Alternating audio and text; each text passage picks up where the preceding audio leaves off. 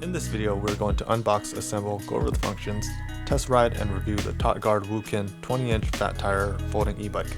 It has a powerful 500-watt rear hub motor with a max speed of 20 miles per hour, 3 levels of pedal assist with a twist throttle, 48-volt 10-amp-hour battery with a range of up to 60 miles, disc brakes, 7-speed Shimano shifter, LED headlight, and front and rear shocks.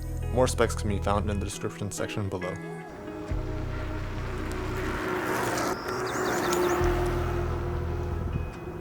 Right now I'm going to unbox the e-bike. It's a fairly large box.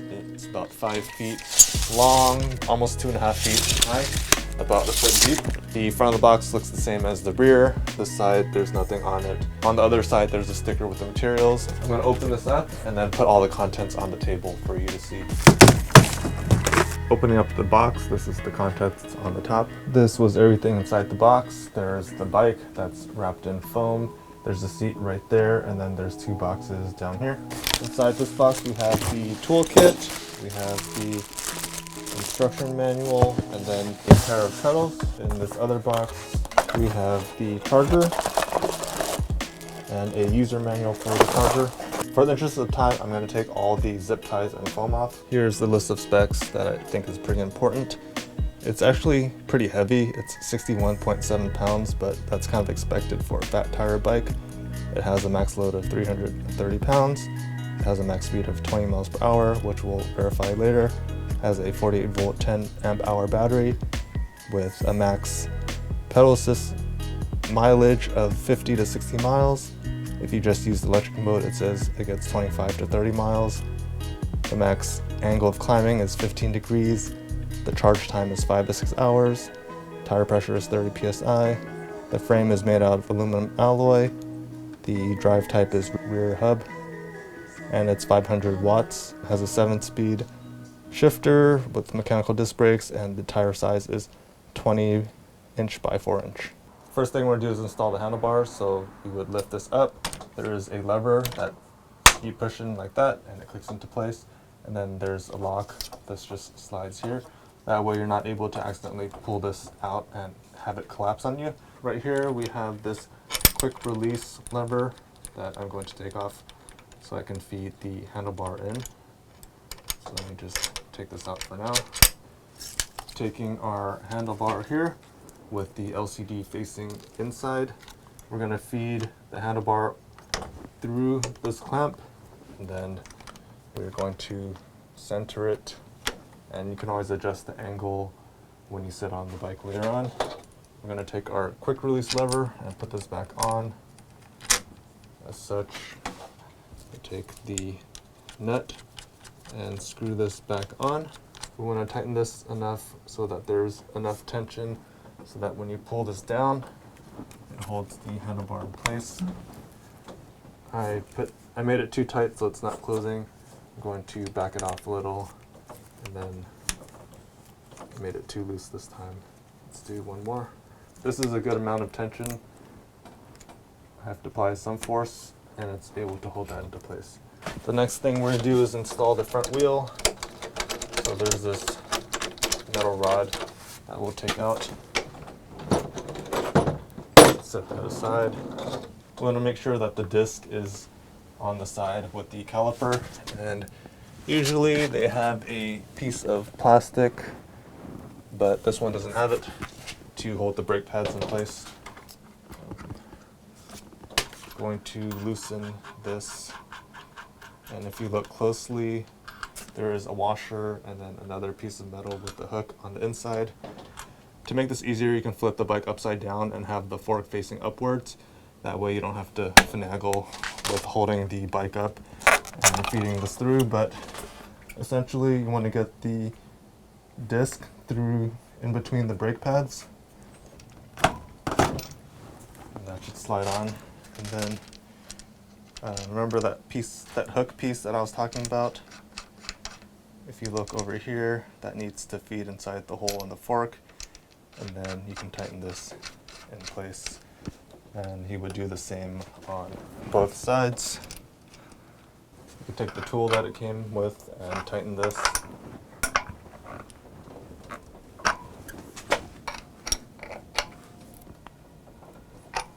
Since we're already here, I'm going to install the headlight as well. There is a bolt with a washer, then washer and a nut. I'm going to feed the bolt with the washer through this opening on the fork, and then on the other end I'll put the washer and the nut on the other end. We can always adjust the headlight height and angle when we actually get on the bike, but I just want to get this in place for now. You can also use this socket that it came with to hold the back while you tighten this. This is the seat that it came with. Coming over here, we have the quick release lever again, and we can put this in place. It's too loose, so we will tighten this similar to the handlebar, and then we can always adjust the height later when we actually sit on it. That's good. We have two pedals. It says R and L. This is the left side. So on the left side, we go lefty tighty, righty loosey. We'll take our tool. This is the 15mm side, and then we'll tighten it. Again, it's counterclockwise or lefty tighty for the left side. For the back or right side, it's actually the opposite. It's righty tighty, lefty loosey. You can't see this, but I'm turning it clockwise or to the right, just by hand. And then you can use your tool again and get this tight. It came with this rubber piece in one of the bags, and that just goes on the rear wheel. So I'm just going to put this in place. Not sure why they didn't put that on originally, but that's fine. This is the battery charger, and the charging port is right here. So there's this piece of rubber that you remove and you plug this in. The charging time is 5 to 6 hours. So I'll charge this later, but usually there's an indicator light. It's red when it's charging, and then it's green when it's fully charged. It does come with a set of keys, and underneath here, which I'll show you in a second, you can unlock the battery and take the battery out. And then it's always good to double check everything to make sure everything's tight. All of the brakes, the wheels, anything that can move. You can lift the front wheel up here if the brake is, definitely brake rub. So I'll need to adjust this caliper in a second. And then there's fork adjustments here that you can double check. Make sure that this is tight, make sure that this is secure, that this is anything that can be tight, double check it. And then also inflate the tires. So out of the box, the tires are actually inflated. I don't know to what PSI, but on the sidewall it says inflate to 30 PSI, so I'll double check that. I'm going to check the rear tire, and hear that? The brake is rubbing as well. So that will need to be adjusted. Just to show you very quickly, this is the caliper right here. There's two bolts holding it in place. You would loosen these two, the top and bottom. I loosen the top and bottom so that this caliper is free to move left and right, and you would just hold onto the brake lever on the top and then tighten both of them. Theoretically, it would center the disc between the brake pads, and then you can just finish tightening both of them. And if that doesn't work, then you gotta watch a different video on how to fine-tune everything, because there's adjustments here as well. Right now I'm gonna go over the controls. We have our LCD display here with a plus, power, and minus button. We also have a light and horn button. Out of the box, the bike is off, so you have to turn your key and turn it on. Once that's on, you can press and hold the power button. There's different levels of pedal assist, 0, 1, 2, 3, and we'll go over those in a second. So if you don't want any pedal assist, if I try twisting the throttle, nothing happens. If I go to 1, I have the rear wheel off the ground. It goes to 6.4 miles per hour. Pedal assist 2 goes to 12.6 miles per hour. And pedal assist 3 goes to 19.9 miles per hour. And then we can stop that. Pedal assist 1. Pedal assist 2. Pedal assist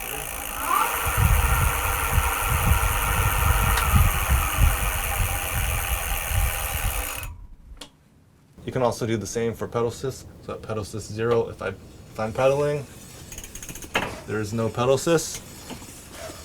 Then if I go to pedal assist 1, it goes to 6.4 miles per hour. Pedal assist 2, 12.6 miles per hour. And then pedal assist 3, at 19.9 miles per hour. And as you can hear, the rear brake pads are scraping and the derailleur also needs to be adjusted. And when you press the brakes, you can see that this brake light turns on, or brake icon.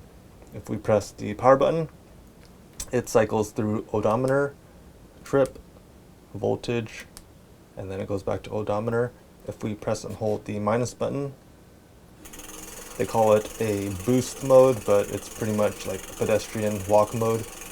If you press and hold it, the bike goes 4.1 miles per hour, and that just helps propel the bike. Like if you're walking uphill, and in order to deactivate it, I think you just hit the brakes. I want to see if you can actually push this again. Yeah, if you press and hold the minus button, it also goes off. Or you can just hit the brakes. There's a headlight button that I showed you earlier. You press and hold that, the headlight turns on, and then there's also a horn. And if you press and hold it, it stays on. And in order to turn it off, press and hold the power button and it turns off. This is the folding mechanism. So if you tried pulling this lever, it does not work. You need to push this forward and then this can pull down. Once we have this open, we can actually unfold this outwards and you can see that there's a battery in here. And I just want to show you this mechanism right here. So by default, it's off.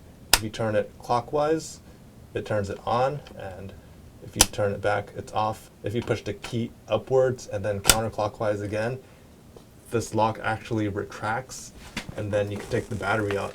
But I tried using this handle to pull the battery out and it wasn't working. Like something was stuck. And then I realized that you actually have to take the key out and then you can pull the battery outwards. So that's the battery. I'll just show you the battery that it comes with. So here's the battery, here's the bottom. Looking down here, it says off, on, and then if you push it and turn it counterclockwise, it unlocks it. So by default, it was off. If we turn it clockwise, it turns it on. And then if we turn it back, it goes off. And then if we cannot turn it, we would have to push this key down and then turn it counterclockwise to unlock it. And it retracts this pin right there. And then you would take this out and then slide this out. So on the other side, there is a charging port right here. You can actually take the battery out and charge it outside of the bike. And then this is information on the battery. It says quality control passed on that side, and then this side, it just has the, once it focuses, it has the pins and the handle. Let me put the battery back in, and then I'll put the key back in, and then I'll put it back to the off position so that the battery does not come out, and then I can fold this back up again. And that's it.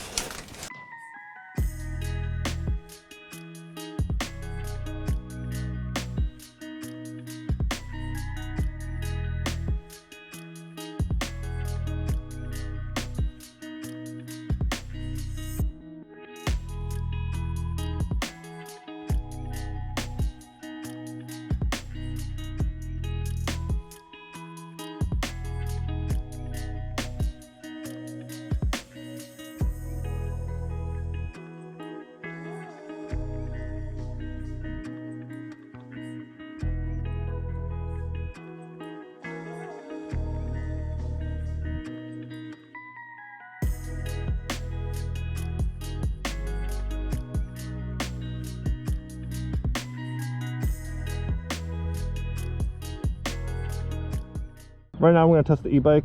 We're going to see what the acceleration and top speed is for each pedal assist level with pedaling only and then throttle only. I have the display right here. I also have a secondary speedometer just to double check the speed. So let's get started. I'm going to pedal on the lowest gear, so that way you can get the max speed in each pedal assist level. And on pedal assist 0 without any pedal assist, I feel maybe 5 to 10% more resistance from the rear hub because it is electric, and that's normal. It is somewhat difficult to pedal because I'm on the lowest gear. So let's go to pedal assist 1, and I did not feel anything kick in. And I think the reason that happened was because I was already at the max speed on that pedal assist level, and pedaling anymore wouldn't provide any assistance. So let's start back at 0. I heard the motor kick in, and it topped out at 6.4 miles per hour, and over here I'm getting 7. So didn't feel a lot of kick. Oh, pedal assist 2 definitely felt a kick there. It's bringing me to 12.6 miles per hour, and this is getting 13. So that's pretty consistent. I'm gonna turn here and then go to pedal assist 3. Pedaling. I finally started feeling the pedal assist kick in around 16 miles per hour, and it's topping out at 19.9 or 20 miles per hour. So let's try that again. I didn't really feel it kick in the first time, but maybe that was an accident. So I'm on pedal assist 3, starting from standstill. Starting to feel the motor kick in. Now it's definitely pulling once you get to like 14 miles per hour. But that initial pedal, I was not feeling power.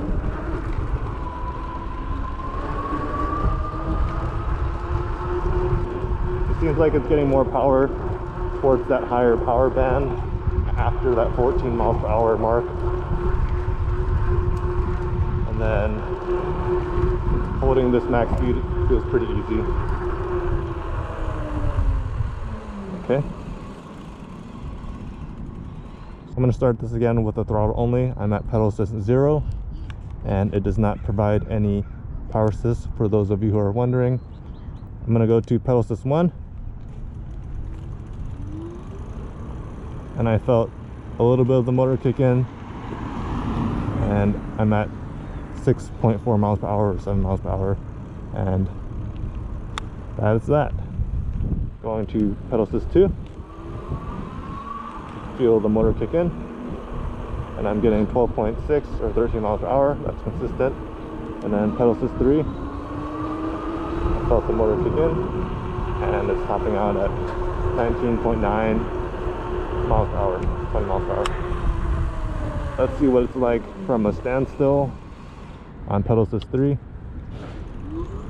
Definitely feel more torque than when you're just pedaling.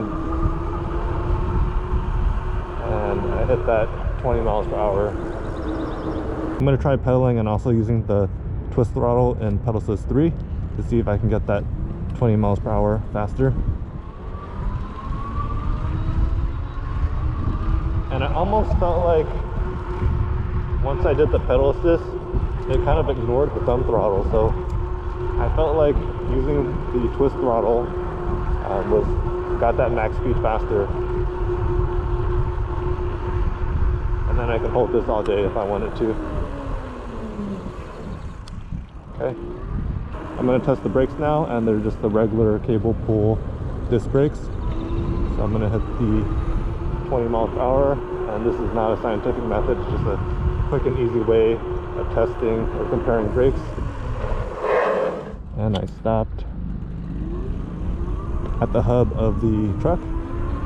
That was about 10 feet. Let me try that again.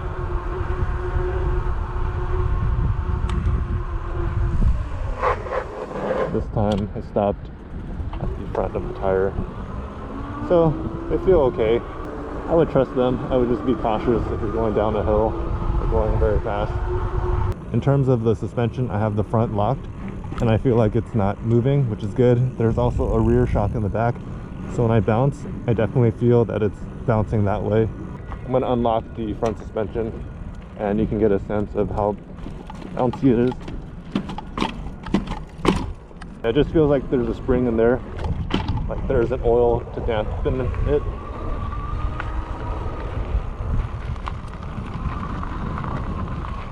And it's taking these bumps no problem.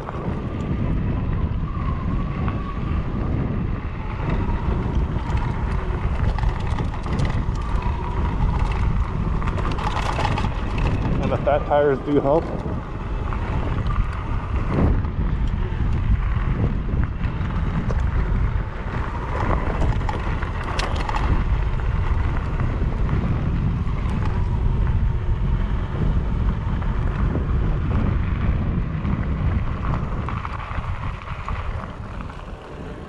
Right now I'm just gonna bike and give you my thoughts, starting with the pros. What I really like about this bike is the frame design. It's very unique that it's folding. You can fold it in the middle here, you can fold this handlebar down, you can adjust this handlebar up and down. I also like that it has locking and unlocking front shocks, and it also has a rear shock that's non-adjustable. It also has disc brakes on the front and rear, so it's better for stopping in the rain. I also think it's priced well. It's $629 right now on Amazon plus $90 shipping. There might be sales going on, so that price might go down, and I feel like for a 500 watt rear hub e-bike, that's pretty good, because some places charge at least $1,000 or $1,400. And dislikes, they're not really dislikes, but rooms they could have improved on, but I also know that cost was a factor. That's why the parts that are on this bike are on this bike. It would have been nice if they had some kind of hydraulic fluid in the shocks to make it more smoother. It would have been nice if they had hydraulic brakes, but I know that's more expensive. If you decide to buy this e-bike and you want to upgrade it, you could probably, when these fail, you can upgrade and put some hydraulic brakes on it, and that'd be nice. Another thing I disliked was that on pedal assist 1 I barely felt any power. Pedal assist 2 and pedal assist 3 is where you would feel the most power. If you're in the market for folding, like mountain bike, I would suggest that you check this one out. It's the TotGuard Wooken, I think that's how you pronounce it, e-bike, and you can get that on Amazon. The link for this product is in the description section below. Please like this video if you found it helpful. If you have any questions or comment, you can leave them in the comment section below, and if you want to see more videos like this, please feel free to subscribe to my channel. So thank you guys for watching, and take care.